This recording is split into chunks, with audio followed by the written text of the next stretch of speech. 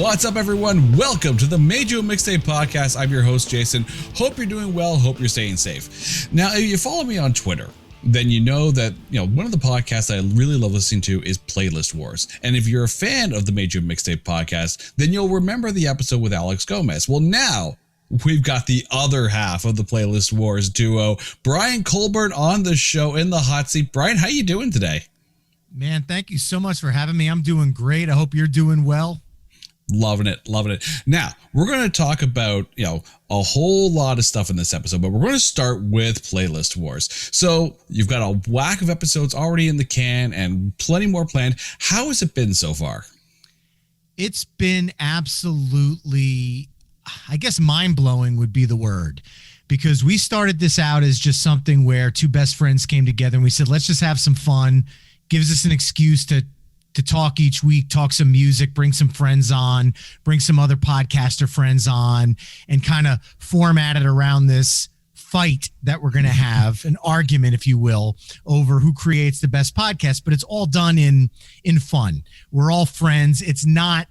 We're not actually ripping each other apart with any vile or any anger or any hatred. It's discussions, serious discussions over why we pick the songs. And because we're friends, it involves a little bit of ribbing, good-natured, but all it's basically a celebration of the artists, bands, and topics that we have on the show. So when we started, we figured we would do it and just enjoy it and put it out there. And to say absolutely shocked by the fact that we're just over 20 episodes in at the time that we're taping this, and the amount of feedback that we get on each episode, the amount of the playlisters, the people that listen, that we lovingly call them because we're part of that group. We're all creating these playlists together. The amount of conversation we're getting from every episode is unbelievable. There's been nights where it's 11:30 at night and I'm laying in bed going, I got to sack out. I got work tomorrow. And I'm like responding to people because there's just such engaging conversations going on based upon choices that they would have done differently from an episode versus what Gomez or I or the guest did differently. And the whole thing is just absolutely fascinating to me. And the fact that people are engaged and they enjoy what we're doing is so amazing. And I'm so thankful to have that opportunity to be able to talk music and nerd out with people. Now, for anyone who has not listened to the Playlist Wars podcast, first of all, listeners, what the hell is wrong with you? Start listening to the podcast. But to anyone who hasn't actually listened to it yet, how would you summarize it for them? Pretty simple. It's one topic, 3 playlists. The listeners decide which one of those is the best, which one of those 3 playlists, which one of the people on the show got it right. So basically, it's a show where our opinions get thrown to a jury for their opinions of our opinions. So in essence, it's actually a pretty funny concept because nobody is right or wrong. My choices for, let's say, AC/DC aren't right. They're not wrong. They're mine. Gomez had his. The listeners have theirs. It's the discussion that comes from those opinions that is what makes the show so much fun. That's one of the really interesting things that I do love about your show is that, as diverse as the music selections are, and there are some episodes, I was just listening to the road trip songs one, and I don't think there was a single trifecta where that's basically like one that everyone kind of shares. But at no point, unless it's the good-natured ribbing, which you guys are known for, but really at no point do you ever sit there and trash anyone for their choice of songs and whatnot. And it's really, as a listener, really refreshing. How important is that to sit there and, okay, your list is completely different than mine. We see these bands or we see this topic very differently, but I still respect everything that you've chosen. Who am I to look at Gomez, one of my closest friends? He's basically family to me for nearly 30 years, and say you're wrong with your pick. It's the songs that resonate with him, and hearing why he chose those songs and why they resonate with him. I learn more about my friend. I learn more about our guests. And I enjoy hearing those stories. Now, if it's a song I'm not a fan of, I will say that. I'm not a big fan of the song. But who the hell am I to trash someone else's opinion for a song that means something to them? That was one thing that we talked about, because the show's name, War, it's not a happy word, but it does definitely explain the concept of the show better than any other word we can think of. So the fact that we take that word and we don't necessarily battle it, we say, let the battle begin, but it's all in celebration of these artists. There are so many podcasts out there that love to, their focus is to rip on and shred bands. And sometimes it's very funny, and sometimes it comes across as just plain hateful. As a musician myself, I know what it goes into crafting and writing music. And I wouldn't enjoy listening to a podcast where people were just crapping all over something that I spent my heart, blood, sweat, and tears pouring into a song. And as a fellow musician, I can't see myself doing that to another artist. Now, I might not agree on a song, and I might pick on Gomez for his movie reference or something, like, because he's brought up some movies where I'm just like, dude, seriously? You're really going to like father, like son in a Motley Crue episode? But regardless, that's kind of the fun of it all. Now, I've gotten ripped to shreds on the show by the people on the show as well as the listeners on Twitter, because in our U2 episode, I picked a Christmas song.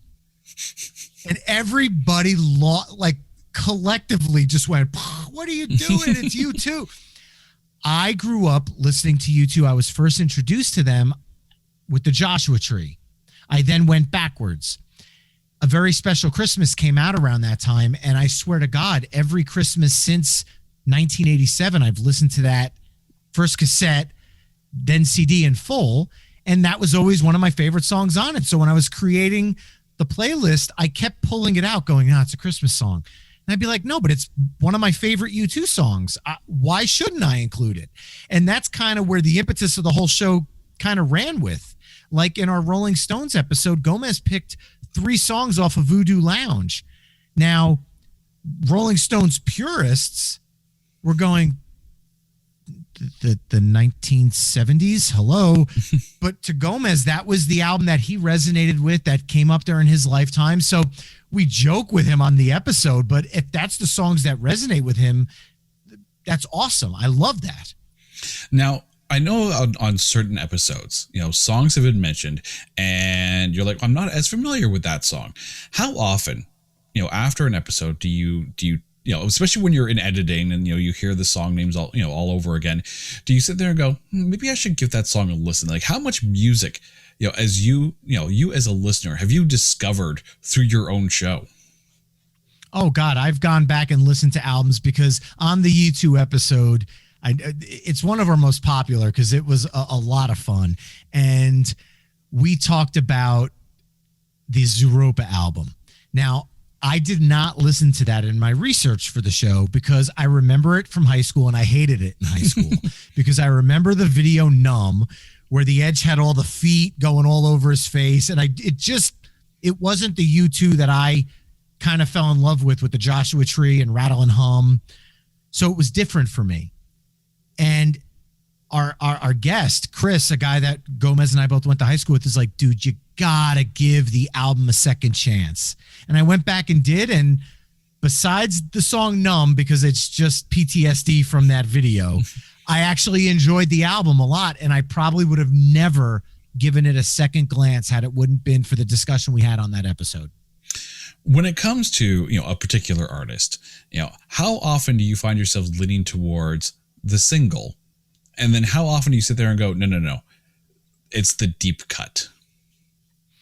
It all depends on the artist. It truly, truly does. For Tom Petty, who's my favorite artist of all time, I had to do a playlist that was a service to my experience with his music. So it was balanced between some hit songs, some popular songs, but not necessarily hits, And then I went deep. I mean, I went Holland CD single only track deep, because that's how much I enjoyed that song. And the guest we had on even said, I've never even heard of that tune. And it was kind of cool, because that reaction, just like, I'm hoping people that listen go, I haven't heard that song either, and they're scrambling to look it up afterwards, which is why we put the playlists that we each create on our website. So you could listen to the episode when we post it live. The episode is embedded on the player page, but right underneath it are all three of our playlists. So if Gomez brings up a song that you've never heard before, as soon as you're done listening, you can just scroll down the page and click it and listen to it, and kind of listen to the whole playlist as he imagined it. And it kind of adds a different layer to the discussion. And on top of that, even though it's 0.0000001 cent per stream, it's still supporting all the artists that we're talking about in some way, shape, or form, which we feel is kind of a cool thing to do, to support the artists that make the music that give us this conversation. Now, I want to flash back to one particular episode, the Bowling for Soup episode. You actually had a member of the band in the hot seat on the show. How was that experience? And, to be able to hear someone, from the band talk about their favorite songs, and then his reception to your favorite songs from his own band. It was truly surreal, is the word that I could use to describe it. I thought it could go one of two ways, because my first thought was, oh my God, if I don't pick a song that's one of his favorites, and it's a song that he had a part in writing, I could indeed offend this person. However, they knew coming on to the show, Rob knew that we were both coming in as big fans. So if a song didn't make the playlist, it wasn't for a lack of love for the song. It was just that when you have a large catalog, people gravitate towards different songs. So the awkwardness never was there, thank God. And he had no ego about it. He talked about the songs that he was involved in writing and the songs that were written before his time. But when they were written before his time, he brought the live experiences of playing those songs and the crowd's reaction into the discussion, as well as stories that he knows from the band about the writing of the song. That episode was a catalyst for something that we hope to do a lot more of in the future, is to bring the actual artists on. As long as they're open to, let's be honest, it is a bird's eye view critique of their career as a whole. And sometimes asking an artist to pick their 10 favorite songs might seem as if we're saying, we're looking at yourself through a microscope, and kind of choosing your 10 favorite children, because songs are pieces of art, and that could be hard for an artist. But so far that we've been putting feelers out and having some actually nice pre-conversations. So there could be some really fun stuff coming down the pike. And we always lead with, when we talk with the people that represent the artists, is we're not doing this as a place to argue with the artist. This is a place of coming that we're fans. So by us picking the song, that's a great time for them to talk about the song, and for us to learn more about it and the listeners to learn more about it. It's a celebration of their music done in a form of a Playlist Wars battle. So that's what we hope that the Bowling for Soup episode becomes as we move forward. Now, aside from that episode, you have a lot of other different podcasts, hosts coming in as guests. And one of the things that's kind of, created Playlist Wars to be is a tent pole for community building within the podcast community. And do you see yourselves, kind of like, not necessarily at the forefront, but definitely as part of the circle of podcasts, all helping each other, lift each other up, and helping each other get heard? Oh, absolutely. Gomez and I refer to it as our podcast family on Twitter. There are so many amazing people who we've never met in person, but not only do we consider them fellow podcasters, but we now consider them friends, because not only are we chatting with them on microphone, we're texting back and forth, emailing back and forth, on DMs back and forth, talking about how we could help each other out. Oh, we got a new episode out. Let me promote that for you. Because at the end of the day, people are going to listen to what they want. In no way, shape, or form do I feel like promoting another podcast that is in the same space is a bad thing, because music's always been about community. When you go see a band or an artist play, there's always an opening act. And I'm the kind of person that I've got to be there for every person on the bill. I want to see every band because my next favorite band might be on that stage. Bringing that same kind of community to the podcast world, I've become friends with so many. I mean, just off the top of my head, you had She Will Rock You on. Leah is an amazing person.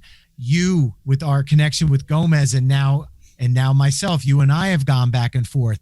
X Radio X, Lauren from Beard Owl, Records Revisited, Patio Slave, the Itch Rock Radio and Podcast.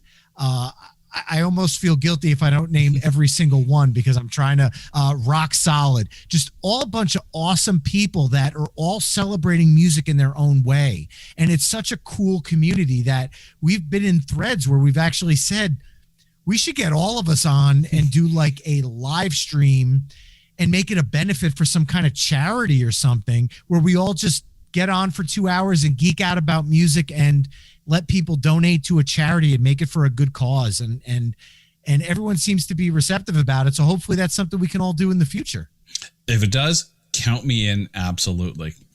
We're going to get to live. Awesome. We're going to get to live music in a second there. But one of the other things that comes up a lot during your show is your love of cover songs. So how do you, as soon as you hear, like, you know, you recognize that there's a new cover song of a song that you know and love, how do you approach that cover song? Is it like completely eager, like, I can't wait to hear what, you know, so-and-so did with this? Or are you a little bit on the trepidatious side where you're like, oh dear God, please don't mess up the song for me? I'd say it's the first one. I want to hear how another artist reinterprets a song that I genuinely enjoy. To show you how deep my nerdom goes, I sometimes scour iTunes or Spotify looking at the new releases of the week, looking for song titles that I might recognize that could very well be a cover. I'm showing my nerdom and I'm wearing it on my sleeve, and I wear it with pride. I have a whole playlist of almost 2,000 songs of just cover songs. I love the idea of it. And I play in a band that does original music, but we also do a lot of cover shows, mostly cover shows now. And with that, there's just a beauty in how one artist reimagines another. I always see it as a form of flattery.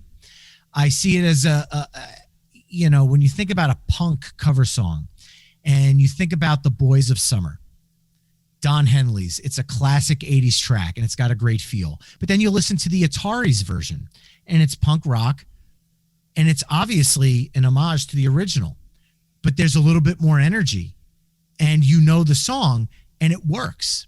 Sometimes I even listen to cover songs that don't work because I'm just so interested to hear where they went with their thought process in crafting that cover.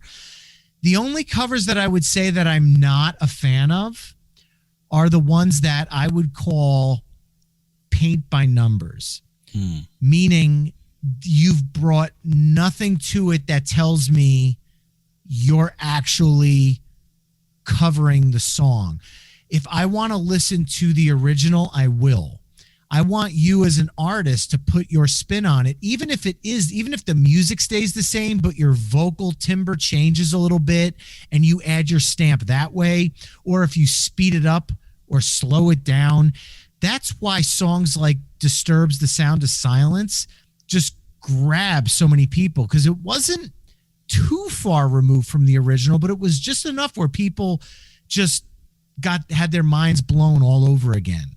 And stuff like that, moments like that, create a positive thing in the music community because it brings a light to the artist who's doing the cover as well as the artist who they're covering, the original.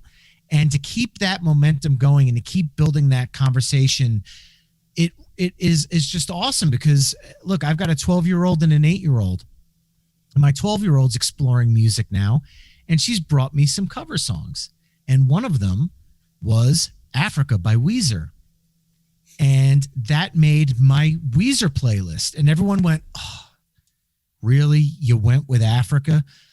But the reason I went with Africa was simply because it started a conversation with my 12-year-old that got us listening to a lot more Weezer as well as Toto. So being able to broaden her musical palette was just so special to me. And to be able to share these songs that I grew up with her as she's growing up is just an amazing feeling. And it's because of that cover that I was able to do it. So now she listens to Buddy Holly, and she listens to Hash Pipe and Islands in the Sun and Perfect Situation, all because she heard Africa from one of her friends.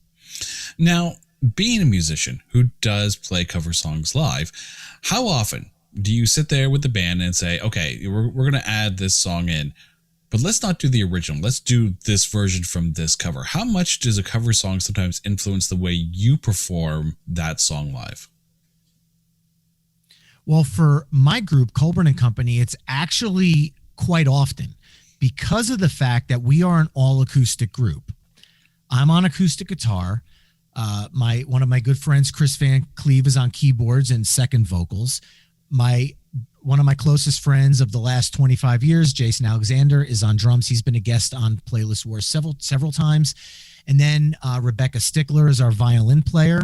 And one of my good friends from high school, Nikki Capiello, is our female singer.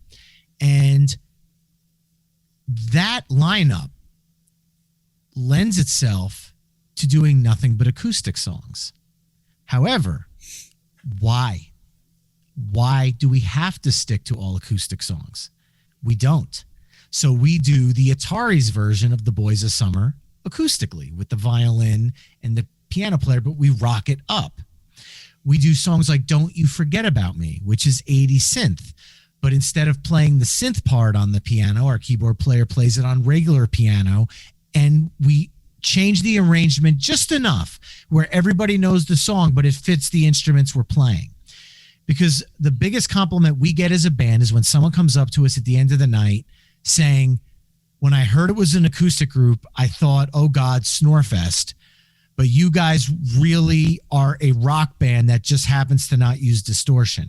And that's kind of the biggest compliment we get, because we play songs that don't necessarily lend themselves to being acoustic, but we make it that way. And that's kind of the fun of it. You're in an interesting position in that you're a podcast host who, your job basically here is to dissect music. You're in a band whose job it is to dissect those songs and present them in a way that fits the instrumentation of your band. Given how much you have to sit there and analyze these songs, do you find that it affects the way you listen to it when you're just chilling out or you're in the car? That's a great question. Honestly, it depends on the artist. If it's an artist like Tom Petty, I could play any one of his songs with just a heart of love every time I listen to it, because I love that artist so much. His music means so much to me. If it's an artist I'm not a big fan of, and I have to kind of go in and listen to some songs critically to decide if they're going to make my list, it could be hard because I kind of just want to sit back and enjoy it. But when I'm crafting a playlist for the show, I'm trying to pick the songs that most resonate with me. So sometimes there has to be a critical eye in it. But with that being said, I just feel like the songs, look, I love so much music. It's something I'm so passionate about. Even songs that I don't like, I still respect. And that's something that a lot of people online, when there's online fighting over an artist or a band or something else, I make jokes in good fun, but I never hate on a band or artist because they are a band or an artist. One of the biggest jokes over the last decade has been Nickelback, and everyone loves to hate on Nickelback. It's just become kind of the cool thing to do. And I'll be the first one to admit I own several albums. I don't go to every one of their concerts, but they're a rock band, and there are some songs I really like, and there are some songs that make me cringe, but they put out good music. And I'm sure I've just lost fans for playlist wars by saying that because people vehemently hate certain groups, and I've never seen the reason why hate any artist. If you don't gravitate to it, that's fine. Move on. Find what you enjoy and embrace that. And for me, because I love so many different types of music, it's not hard for me to find at least something positive about most artists that I listen to. I think you're in safe company here because A, this is a Canadian podcast, and B, we've actually had a discussion on this show with Baz Little Rock, who was the singer from Bon Jovi Forever, the tribute band, and comparing Nickelback as today's Bon Jovi just because of the amount of hate because they're so big. God. So it's very much like, yeah, okay, you're in safe company here. We can praise Nickelback most songs. But on one of my old podcasts, one of my old podcasts about 3 years ago, we actually made that distinction as well, that Nickelback is this generation's Bon Jovi. And it's so true. Some of it's radio friendly, but there are some Bon Jovi songs that are just straight ahead, awesome hard rock songs. Mm-hmm. Hell, Let It Rock, the opening track on Slippery When Wet. Yeah, it's got the organ because it's kind of the 80s vibe, but that song kicks ass, as does Raise Your Hands. Didn't get a lot of radio play, but those don't take away from the Never Say Goodbye. It's just another side of the band. And then when you think about some of their deep cuts too, Dry County is a phenomenal song. It's so well crafted. It's probably as it was mentioned on that episode, probably the proggiest song they've ever done. Something to Believe In has one of the biggest drum tracks aside from Lay Your Hands on Me. Like that song is just killer on the drum. So there's a lot of deep cuts that in some cases are better than the singles that came out. But let's talk about when you really do love an artist and then they put out an album and it's not as good as everything else. The Lulu of album collections. Do you sit there and go, man, every band's got a bad album in them? Or do you sit there and go, oh dear God, I hope the next one isn't that? Metallica's Saint Anger. When I first listened to it, I kept saying, I like the songs, but what is it about it? It was the snare drum sound. And I understand from a recording perspective, and obviously after watching Some Kind of Monster, you kind of understand why they were doing that. They wanted to throw a wrench into the machine and blow the machine up and see what happened. And it was kind of an experiment. Some of the songs on there, I think, are legitimately good songs that suffer from poor recording quality. I'm not a fan of the recording of the songs, but I enjoy the songs. Lulu, I've listened to that twice now in its entirety, and I plan on listening to it again because sometime in my life, I want to know when I'm going to get it, but I was never a big Lou Reed person. And to me, Lulu is akin to Neil Young's Mirror Ball that he did with Pearl Jam backing him. It's a Neil Young album. If you go into that looking for Pearl Jam, you're not going to get it. And if you go into Lulu looking for Metallica, you're not going to get it because it's Lou Reed. Now, if it was flipped, think of when bands embrace, when Metallica brought on Marianne Faithfull in what was the name of the song? It was off the Load album, or was it Reload? It was one of the... Yes. Yeah. Was it Not Until It Sleeps? The Memory Remains. That's it. Yeah. That is the flip of Lulu, and fans love it because it's a Metallica song. So it's a strange thing. I always go into an album, even if it's an artist that I like and it's an album I'm not genuinely enjoying, I always go in with an open mind because you never know. And a good example of that is Royal Blood's latest album. It is a dance pop rock album where their first two albums were very much rooted in the two-man, heavier Black Keys, White Stripes, straight ahead rock. Now this album is very poppy, almost dancey, where on paper you should go, oh God, they sold out or whatever the word would be. But I went in saying, I'm going to give this a listen. And right now it's one of my favorite songs of this year. one of my favorite albums of this year. Then you have these moments where, you listen to a band, you love a band, you love the sound, the albums are good, and then a key member of the band changes, like the singer. And of course I'm flashing back to your Motley Crue episode, talking about the John Corabi album. As a fan, how much does that change it for you? Are you still a fan of the band as a whole, or do you take a look at it as different eras, similar to, Van Halen versus Van Hagar? Very much different eras. I consider it different eras of the band, but I also consider it sometimes different bands with the same name. AC/DC is the same band with different eras. Anthrax is two different bands under the Anthrax name. John Bush Anthrax is a different sound, in my opinion, versus the Joey Belladonna era. And to me, it's the same band, but I could, if I was making mix CDs for my car, I would probably take a Belladonna mix and a Bush mix, because of the fact that I feel like sometimes when you put them together, it almost gets confusing. And I'll say, I'm going to put a pin in that, because there's probably a lot more Anthrax that will be spoken about coming up in the near future. Foreshadow. Now, yes, big teaser. Exactly. Now, Playlist Wars, of course, is not your first podcast. So let's talk about the pre-Playlist Wars days as far as podcasting goes. Oh, well, for the 3 years prior to Playlist Wars, I was on a podcast called Tune Styles with my buddy from radio, Jay Sweet. We did 3 great years, and we did tons of awesome musician interviews. We did topic-based shows, and the show basically just kind of came from the fact of, hey, every time we get together, all we do is talk about music. Let's just turn some mics on and talk about music. And it kind of grew and evolved.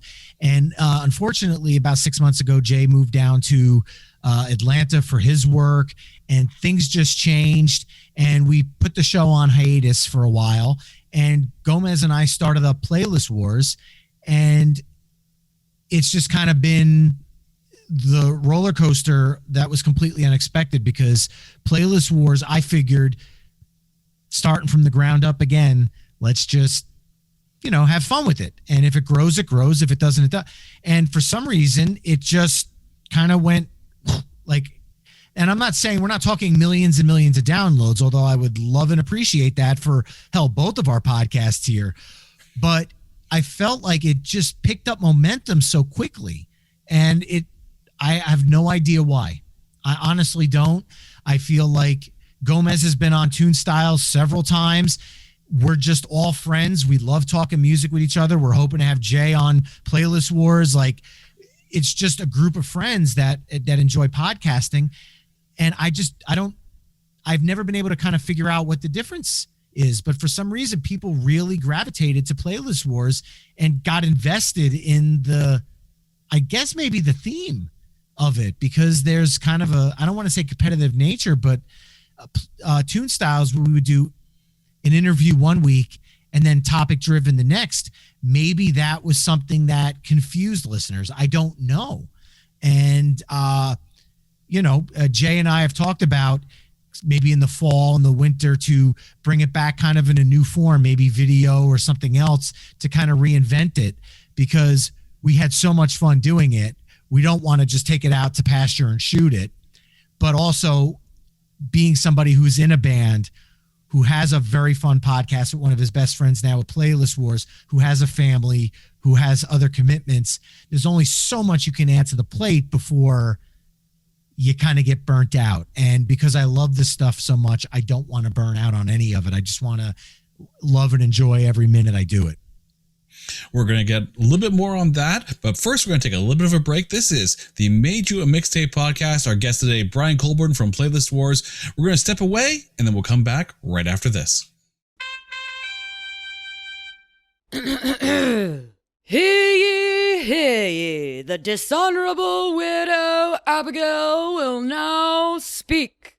Attention, all weirdos, losers, rednecks, white trash, aliens, outcasts, outliers, sluts, whores, gangsters, thugs, poors, and anyone else who the world and society don't care about. I have a podcast for you. Come join me at the Manic Pixie Weirdo, where we talk about all the different kinds of relationships we have in our lives, from movies to math and suicide hotlines to sex. Join us every Saturday for a new episode featuring yours truly and other smarter folk. We need you, and we want you with us. So come join us at the Manic Pixie Weirdo, where we accept, respect, and value you. Listen on Apple, Spotify, iHeartRadio, or wherever you get your podcasts. Oh yeah, be kind and stay weird. All right, welcome back to the Major Mixtape Podcast. We're talking with Brian Colburn from Playlist Wars. Now, Brian, you talked a little bit before the break about, not wanting to burn out. You've got the band. You've got the podcast, and of course you've got like the life outside of all of that. How hard is it to kind of juggle everything and not feel overwhelmed? It's not easy, but I will say this. I have one of the most, and I'm not just saying this because she could watch it and see it. I genuinely have one of the most supportive, amazing wives any music nerd could ever ask for. She knows how passionate I am about this. And she also knows that she could never reach that. She enjoys music. And that's kind of where it is. I am a fanatic with music, where when I learn about a song that I like, I need to learn who's playing on it. I need to read up on where it was recorded. I need to find out the lyrics. I need to find out all I can about the song. She just enjoys it for the song. So it's two different mindsets. So when I start going in tangents, she's like, that's nice. That's good, dear. And, it's one of those things where she knows that this is the outlet where I could get that out of my system. And when we're together, I could just enjoy music with her the way she enjoys music. And I get the best of both worlds there. As far as the band goes, we basically play venues where it's mostly family friendly. So when I do a gig, the wife and kids can come. I'm kind of outgrown the 11 a.m. to 3 p.m. bar scene, because the kids are still getting up at 6 a.m. whether or not I'm strolling in at 4. So I prefer to do daytime, afternoon, early evening shows that the kids and family can be at, because then in between sets, I could sit with my kids. I can enjoy the moment with them. They're a part of it. And it just means so much more to me to be able to share my love of music with the loves of my life and my family. As someone who, myself, I'm in a band as well. I've mentioned that on the show, and has done the coming home at 4 o'clock in the morning. No, the kids don't care how long you've been out. My wife and I often joke about it, like, all right, you get to sleep and I'll jump on the kid hand grenade in the morning. But I'm going to put a scenario out there for you, because I know you've got how do we put it so quaintly, a massive CD collection. So when you bring a CD back and you pop the disc in, you put the headphones on to listen to it, are the eyes closed, or do you have the liner notes out and you're examining every single aspect of the production, who's guesting on it and everything else? Well, I'll first say, believe it or not, I don't listen to my CDs through headphones. I like to be my open ears. I listen to when I have headphones for when I go out walking or when I'm out and about, kind of just going out for a walk, going out for a stroll. If I'm outside of the house, then it's headphones. But when I'm listening to my CDs, I have my system set up for it with the speakers that I saved up a very long time for. And that's the way I need to listen to these albums. And depending on the artist, if it's an album I'm familiar with, I will open the book and read through and take all of the information in. If it's an album I've never heard before, the first time is sitting back and taking the album in and listening to it and experiencing it orally, with an A, the sound of the music, and taking it in and enjoying it. Then when I go back a second time to listen to it, it would be through the book. Now, let's take that similar scenario to the live concert, okay? Not one that you're playing, but one that you're attending. Are you one of those people that has to be up front, right close to the band? Or are you that person that sits pretty much right in front of the soundboard because that's where the perfect sound is, because that's Audio Center? I guess I take it you've done the latter by that brilliant explanation of it. Maybe. I want to hear the music as best I can. There's certain venues I'm not a big fan of because there's only certain spots you can stand, and if you're not there at the right time, there's some shows where if I can be right up front, great. The last time my wife and I saw Shinedown in New Hampshire, we had driven 7 hours up to New Hampshire, and we got there. My father-in-law was like, "Oh, by the way, one of my neighbors has tickets to Shinedown that she's trying to get rid of. Do you and Katie want to get out for a night?" And hell yeah, go see a concert. Just so happened that they were 12th row seats, which is awesome. However, when we got to the venue, the 12th row was actually the front row risen up because below that was the standing room only area. So we got front row center for Shinedown. And when they came out on stage and the fire was going up, my wife said she went into the show being a lukewarm Shinedown fan. She knew the hits and that was it. She left that concert being a fan of the band because the experience was just so awesome. Now, being a fan of live music, how has this last year and a half been? Because let's be honest, for any music fan, basically since Rudy Gobert started touching mics back in last March, it has sucked. We haven't had live music at all, and it's only now starting to creep back. So for a music lover, how has this been for you? Absolute torture. I understand how insensitive I sound by saying that it's torture. But for a music fan who concerts are a full body experience for me, I get immersed in the show. It is literally my zen being at a concert. It is everything I love about life as a fun event, especially when you could share it with people you love. So not being able to do that really took away a big piece of my happiness. Thankfully, bands and artists started doing live streaming concerts. And I was an adopter of live streaming concerts long before COVID because it was something Phish has done for many years with their live streams. And I've had many fun memories with my family, with some friends where we say, hey, $25, let's go in and order the concert and just hang at the house tonight because we're 13 hours away from where they're playing anyway, so we wouldn't go. So let's enjoy the experience. And we get together. The lines for the bathroom are much shorter. You turn it up really loud on a nice stereo system. You dim the lights, but you're there with your friends. If you want to, in the set break, play a game of cards or do something else or go outside and have a couple drinks. We've turned that into kind of the new concert experience. While it will never replace being in a room and feeding off of all of the people that you don't know, the energy of the music that brought you all together. It'll never match that.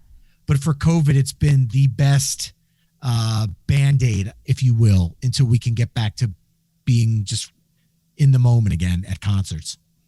Now, at the time that we're recording this episode, you are, not that far away removed from getting back out there and playing a live show with your band. So, as a performer, how was that experience kind of getting back out there, getting back to live? And did it feel different at all than it did, pre-March 2020? Yes, it does feel completely different because the shows that we played were reservation only with tables. And while the shows, both of them that we've played this summer so far, were completely sold out, they were both outdoor events, you're only allowed to dance at your table. And in years past, there was a big dance floor in the front. So as the night went on, people in front of the stage dancing, singing, having a good time, interacting with the band, that part of it's gone. However, it's been so long since we've played together. The brother and sisterhood and family that we have on stage, being able to make music and create music together, is back, even if it's in a slightly less diminished or a little bit of a diminished role. But the fact that it's back means we're going in the right direction to get back to that place again. So that feeling is absolutely unbelievable.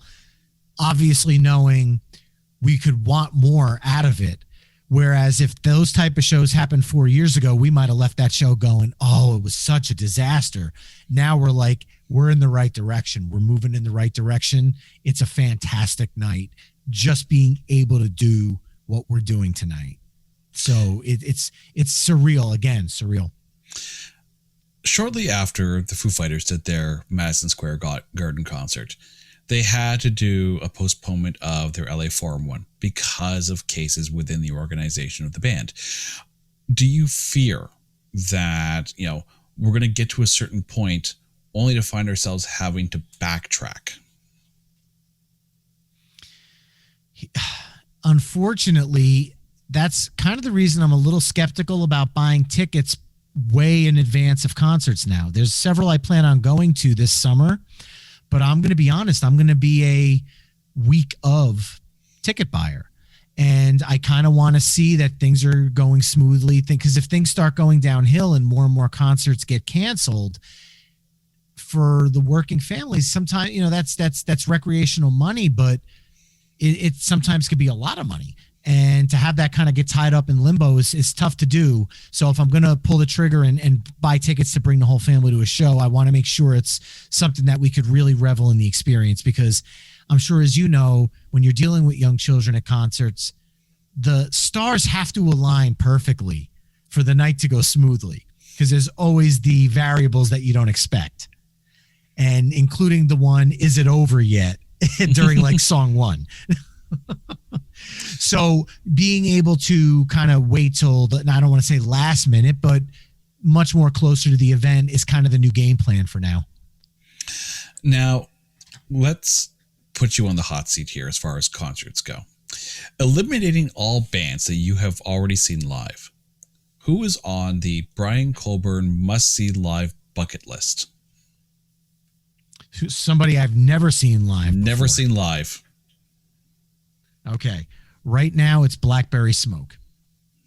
They are one of my favorite Southern rock bands of the last 10 years, and I've never had the chance to be in person at a show. There's always been something that's made it not work. They're coming to the Stone Pony this summer, and I'm hoping that there's not a something this time as well. Now, for anyone who's gone to your website, there's a link to your Bandcamp website where they can find a lot of your original music. Can you tell us a little bit about recording those songs? Those songs I recorded, the album that is up there is a 40-song album. It's basically all of the stuff that I recorded between 2010 and 2012. I did this with tons of amazing musicians. Travis Tritt's touring drummer is the drummer on a lot of the songs. I was able to work with somebody from Danger Muffin and from Good Homes, different musicians in the jam band scene.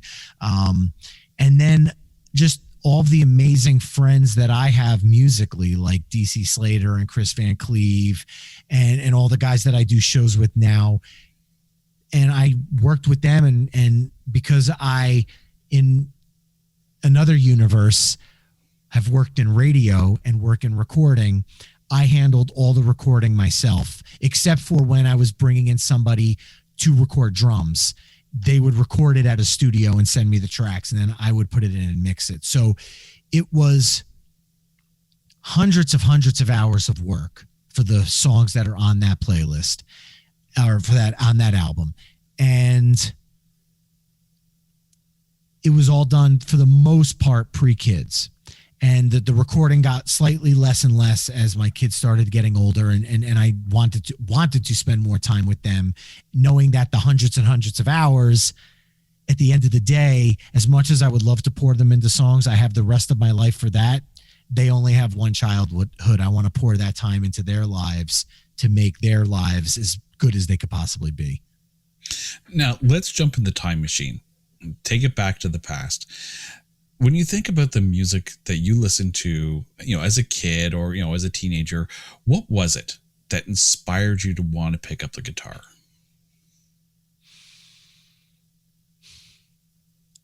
You're going to laugh at my answer. But MTV, Okay. the hair bands, the excess, seeing Bobby Doll leaning up against a bass amp in the Unskinny Bop video with a cigarette hanging out of his mouth, just chugging on the bass. That kind of too cool for school type thing. Seeing movies like the Blues Brothers growing up as a kid and musicals, seeing how they could take a diner and just turn it into a place of like a cathedral of awesome music like they did it with the Aretha Franklin scene. Seeing concerts on MTV, because a lot of music videos in the 80s were, the ballad that has the slow motion clips in it from the fast concerts. Yeah, everyone I'm talking about. But seeing those videos over and over again, and then going to my first concert, seeing Poison open for David Lee Roth on the 1988 Skyscraper tour. That's why I am unapologetically a massive fan of Poison. They were the first live band I ever saw. So having that experience to me in the Brendan Byrne Arena in New Jersey, being in this big arena with my cousin, and just it looks like a hockey or a basketball. And like, they got all, people are in seats. This looks really weird. Then all of a sudden the lights go out, the spotlights come on, and this band comes out, and you feel an arena speaker system for the first time in your soul. And you feel a live concert where your whole body just shakes from the bass, and you're hearing these songs that you were listening to on your cassette Walkman through your tiny little headphones on the bus on the way to school. Now you're hearing it in all its glory, and your face, you can actually feel the music. That's what made me want to pick up an instrument. When you think about that young Brian, who's, just starting to pick up the instrument, being inspired by the bands that he is on MTV, have you had the ability to meet that young Brian today and say, keep it up, because at some point you're going to get to open for Blues Traveler? How does that conversation go? I would certainly tell myself to spend more time practicing back then, because at the time I would practice and then I would be like, that was enough. And it wasn't until I started playing in bands that I realized it wasn't enough. And when I started playing in bands and I started realizing, oh, wow, if I screw up a note here, the whole song falls apart. That can't possibly be good. And I learned that bass was more than just following whatever Mr. Guitar Player was doing. I learned that I had a role as well, and being able to walk up and down the bass and take the song into different places and different spaces sonically. And I learned about the beauty in that there are a lot of bass players, or a lot of people that think bass players, just whatever the guitar player is doing, they're doing. And the real bass players are doing something totally different. And when you hear that conversation happening between a guitar and a bass player, it's a beautiful thing. And it was that I just started getting more and more of an appetite of playing and writing and learning these songs that other people played, and learning, wow, look what they did on the bass there. That doesn't seem like it would work. But now that I'm playing it, I can't hear the song without it. And you learn how important it is to that whole process of making the song what it is. Now, we mentioned earlier in the show about your sizable CD collection, but let's go back to, once again, young Brian, and that moment when, for the very first time, with your own money, whether it was, allowance money, birthday money, whatever, and you finally bought yourself that first album for yourself with your own money. Do you remember what that album was? I remember the first 2 CDs I got. I begged my parents forever for a CD player. As soon as I first saw my cousin have one, it took me about 2 years before I was able to make it work. Now, to answer your actual question, the first album I bought with my own money, Dare to Be Stupid, Weird Al Yankovic. Nice. I saw the Like a Surgeon video.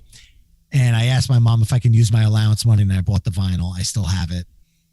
That was the first time I spent my own money after seeing that. First CDs, though. We went to a place called Nobody Beats the Wiz in Secaucus, New Jersey. My parents said, I'm getting you a CD player, but that's it. My dad goes, you've got some of your allowance money, but I'll buy you one disc. Then you can buy yourself one disc. All right. So my first 2 CDs, I actually walked out of the Wiz with 5 because I bought the Best of the Doors 2 CD set. And my dad said 1 CD. He didn't say how many were included. So I got Aerosmith's Pandora's Box. Oh, nice. And I figured that'll get it. That's a good way to get things started. And my father said, I did say 1 CD. I said, it is. And he's like, well played, kid. Fine. And that's what started the obsession. Those were my first 2 CDs. Going through that collection that you have right now, are there any that are in there that to you stand out as, had to have it, like CDs that mean, not more than the others, but kind of hold that special place? Probably my favorite albums of all time. And the first one that I own at least 4 or 5 copies of in different configurations. And I've also been on 2 other podcasts to talk about this album for a long, at length, is the self-titled album from the Cars. Okay. One of my favorite albums is my favorite album of all time. And I own the original US pressing CD. Over the years, I have found the original Japan pressing CD, which was the first place CDs were pressed. I found a used copy of that. There's a deluxe edition of it that I got with it, which was a 2 CD set with extra versions. Back in the 2000s, they hyped this thing called HD CD. It was like CD only better. And because it was my favorite album, I had to AB it against my regular CD. It's not much difference for the record. So I do have that copy. And then I have the Steve Hoffman gold remastered CD in one of the pop-up jewel cases. That's the only gold CD I have because my equipment is good, but it's not high-end to where but I love listening to that version because Steve Hoffman did such an amazing job on that mastering. It does sound actually sonically different than the original US pressing CD. Got an and/or situation here for you. Someone walks up to you, they hand you a massive briefcase of money, said, don't worry about the day job. This briefcase, that's going to cover the day job. But you have 2 choices with that briefcase. Do you A, record full albums and go on tour? Or do you open up your own podcast studio and podcast for a living?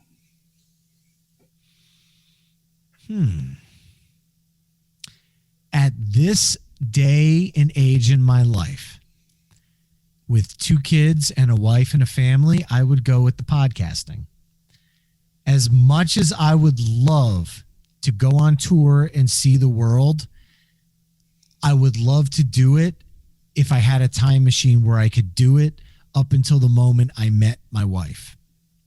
Because getting that experience out of your system would have been awesome, but I could not see leaving them for periods of time and being on the road without them, because I would lose a lot of the joy in my life, and no amount of concerts would give that back to me. Whereas if I had a studio, I'd build it very close to home so I could podcast and talk music and enjoy the things I love about music and technically get paid to do it, which is amazing, but still be able to be in their lives and spend time with them. So that being said, that's why shows like opening for Blues Traveler that night have been so special to me, because that was the night I was able to go on tour for a day. I got to go to the venue early, do sound check, sit and have dinner with one of my favorite bands of all time, talk music with them, turn my head and see them watching me as I'm performing my music, then flip-flopping and watching them perform, and having a signed set list with my name and theirs on the same bill. That was a beautiful, amazing experience that I will never, ever forget. And the best part about it was I was able to, at the end of the night, go home and make sure my then 1 year, not even one, she was maybe 7 months old daughter was sound asleep, give her a kiss on her forehead and sleep in my own bed. It was the perfect day for me. I think that's a perfect point for us to jump to, of course, the big question of the show. So if you, Brian Colburn, had to introduce yourself to a total stranger, but instead of saying, hi, I'm Brian, Playlist Wars, make sure you listen, you hand them a mixtape, and on the tape are songs that tell the story of you. What songs are on that tape, and why are those songs there? All right. First song, Van Morrison, Into the Mystic. There is something about that song that is simply beautiful. It is a singer-songwriter's dream song. The bass line in it is so iconic, and yet it's so simple. And it really carries a part of the melody, which is something as a bass player I genuinely am in awe of. The vocals are beautiful. The whole thing about the song is wonderful. The production, that 70s production, was done so well. And it's just a song that every time I hear it, I just feel calm and peace with everything. It's just a beautiful song, and it's something that means the world to me. The next track is the reason I'm a rock fan. And it's the song that got me in trouble in kindergarten when the teacher called my mom and said, we had show and tell and your son brought in AC/DC's Highway to Hell and played the song If You Want Blood, You've Got It, which we don't quite feel is appropriate for a kindergartner.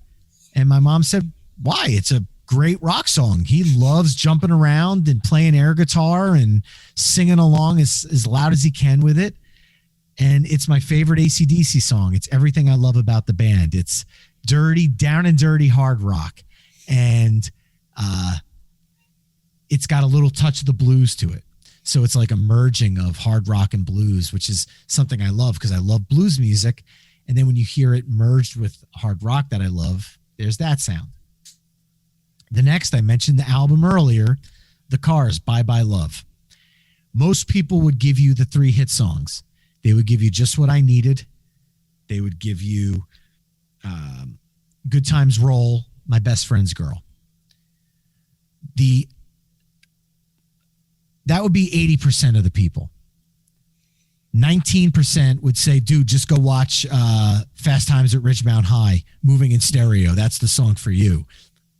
And then I'm the 1%, and I pick a song on the album that's the perfect power pop song. I like pop music. I enjoy pop music. And The Cars' Bye Bye Love is a perfect power pop song. It's rooted in the 50s. It's got the elements of new wave in the 70s, and there's this punk-like attitude all brought together. And I feel it's one of the main songs that gave you the early 80s new wave era. I feel like without that song, you're not getting a whole genre of music. And I know it's not the song responsible for it, but I feel like the Cars' self-titled album helped usher in new wave. And I feel like by bringing all their elements together, it gave a voice to the bands that were kind of in that fold and trying different things. And I think it's a wonderful thing. The next one is a song that just kind of sums up my life as a whole. It's my favorite Tom Petty song, and it's Learning to Fly. I feel like throughout our entire lives, every day you're learning something new. If I don't learn something in a day, or I don't take something away from a day, it wasn't a good day for me. And we're always learning new things. We're always evolving. We're always kind of gaining something. And this song really speaks to that to me. And I got the wild itch to do a quarantine video last year because I was so down and I missed the camaraderie with my musicians and friends. So I said to the band, hey, let's try one of these things. Jay, why don't you just record the drum beat to Learning to Fly, and I'll put my guitar over it. Then Chris, you could do the keys. Rebecca, you do the violin. My buddy Jay, you do the guitar and backup vocals, and we'll just throw it out there. Everyone's like, great, let's do it. So we started doing it. And then I'm like, oh God, the guitar solo. So I contacted my wife's uncle and said, hey, you play awesome slide guitar. Do you want to get in on this with me? He goes, oh, heck yeah. And then I was talking to one of my other buddies who's a musician. He's like, oh, dude, you got to let me in on this. I'm so itching to play. And then it just became, oh, wait, he's in it? I want in. Come on, dude, let me get in too. And then I just put a feeler out. Okay, who wants in on this? We're going to do a big quarantine video, and I'm going to mix this thing, and we're going to have some fun with some Tom Petty. I think we had 21 musicians on it. Harmonica, violin, about 4 or 5 different guitar players, 2 keyboard players, 8 vocalists, and it's up on my website, briancolburn.com. It's also on my YouTube channel and my Facebook page. It was just so much fun, and it was a celebration of Tom Petty's music. It was a celebration of trying to be together during hard times and trying to overcome that's just what we were all going through. And it was a way to be with friends while we weren't with friends. So that song had to make the list. And finally, one that I'm probably going to get laughed at for, but anyone that's known me for more than 10 seconds knows this one already. So I'll just say it's the first song I ever remember hearing in my life. And it's something that my mother and I would listen to every single day when it was my time to play music. I would hand her this album and she would play the song. We'd listen to the whole album, but this was the first song on it. And it was the song that we danced to at the mother-son dance at my wedding with my wife. And it's the Muppets Rainbow Connection by Kermit the Frog. Oh. Song written by Paul Williams. It's a beautiful, beautiful song. I can't hear it without welling up because my love of music started. It's my first memory of hearing a song. And it's listening to that with my mom. And then when my dad would get home, by the time I always remember listening to Can You Picture That with my dad, because that was the rock song on the Muppet movie soundtrack. But the Rainbow Connection was one I always bonded with my mom with. And to this day, anytime I see something Kermit or Rainbow Connection related, I'll get it for her. The whole wedding story, she made me promise that I would not use that song. And I said, I promise I will not do the entire Rainbow Connection. I promise. The song will not be Kermit the Frog. So what I did was I found Kenny Loggins' version and I let that get started and for the first verse. And she says, she's like, what are we dancing to? Because I refused to tell her. And she's hearing the melody and she goes, oh, who's this? And I said, it's Kenny Loggins, Mom. It's the Rainbow Connection. She's hearing the words. She goes, oh, that's cute. She goes, if you had put on Kermit the Frog, I'd be bawling like you would not believe right now. And as soon as the first verse ended, I crossfaded the 2 songs together and Kermit came in with the second verse. And it was she just started bawling. She's cursing at me in my ear like, I can't believe you did this, but in a beautiful way. It was such an amazing moment. And it is my favorite song of all time. So, to go from Van Morrison to AC/DC to the Muppets, that kind of explains a little bit about me. It's a little all over the map, and it's kind of my who I am with music and who I am as a person. As a bass player, when you think about the big name bass players, you've got your very progressive, lots of fill kind of bass player like Geddy Lee and John Mayung. Mm-hmm. You've got your very funk bass players like Flea, and then you got your hold down the fort, carry the groove, I'll carry the band through everything, Michael Anthony style bass player. When you're listening to a song, do you find you gravitate towards different types of bass styles? Yes, because I don't feel that every bass style will work in every song. There was at one point a rumor that Les Claypool was going to become the bass player for Metallica before Robert Trujillo went in. And they apparently had even jammed with him. Now, I've heard Primus's cover of The Things That Should Not Be, and it's good. But I feel like in Metallica, you'd be wasting Les Claypool's talent. And his talent is a guitar that talks to you. It is telling a story. There's no way to be like in my mind, when a song is funky, it's funky. But for somehow, Les Claypool's able to make it funky and quirky and weird and avant-garde all at the same time. And somehow it works. And that's why Primus music is so interesting to me. But a guy like Michael Anthony, where he's just a driving rock factor, if you tried to put him into a Primus, where would the song go? It wouldn't work. But if you put Les Claypool into Van Halen, it wouldn't work. So it all depends on the type of music you're listening to, how the bass will kind of fit into that narrative, so to speak. All right, Brian, thank you so much for this. For anyone who's wondering, how can they listen to Playlist Wars, and how can they find you on the internet? You can find us at playlistwarspodcast.com. We have all of the episodes there. You could listen and click through the links and vote. You could drop comments on there. We are on Facebook and Instagram at Playlist Wars Podcast. We are on Twitter at Playlist Wars. Actually, I think I did that wrong. I think Facebook is just Playlist Wars. I apologize about that. Instagram is the only one with Playlist Wars Podcast. So for all the people that were feverishly rushing there, they got screwed up for a minute. So I apologize about that.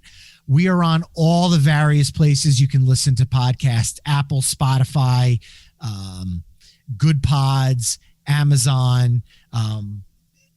And yeah, we're also on YouTube, but not as great as your YouTube channel. We are audio only. We hope to one day maybe take it to video, so that could be something that's coming down the road. But yeah, and look, please connect with us, talk to us, join in on some questions, join in on the conversation. We love hearing from people. We love the conversation. That's why we're doing what we're doing with Playlist Wars. If you're listening to the show, get to the end, go all the way. But as soon as you're done, go pop on over to wherever you listen to your podcast, wherever you're listening to this now, go listen to Playlist Wars. Brian and Alex have a phenomenal show. Brian, thank you so much for coming on to the show. To the listeners, thank you for listening to this episode of the Made You a Mixtape podcast. If you're listening to us on an audio streaming service, you can watch this entire video over on YouTube. But if you're watching us on YouTube, you can head on over to wherever you're getting your podcast, download and listen to us on the go. This has been the Made You a Mixtape podcast. I'm your host, Jason. We will see you next time. Take care.